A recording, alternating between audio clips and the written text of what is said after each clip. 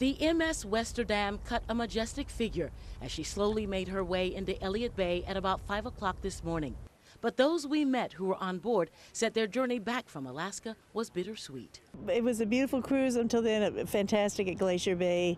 It just cast a pall on the whole cruise, unfortunately. Nancy Gerner and her husband Jim from Seattle were among the thousands who returned, but were deeply touched by the crash of a float plane that claimed the lives of 8 passengers. And then there was a lovely memorial service on board, and I think the place was just packed. The doomed passengers were on board a float plane operated by Promec Air Thursday.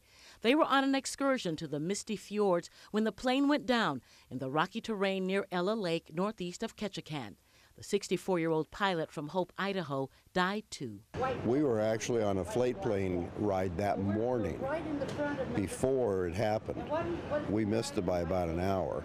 Jack Hargis from Denver is a private pilot himself. He blamed the weather and the Promec pilot. He hit 800 above the water, and there were some very tall walls, they call them, or shelves there, and I'm sure he went into a cloud bank and just hammered the wall. The fatal crash delayed their departure by about 6 hours, he said, and they skipped the port of call in Victoria, BC. I think a small sacrifice for the rest of us.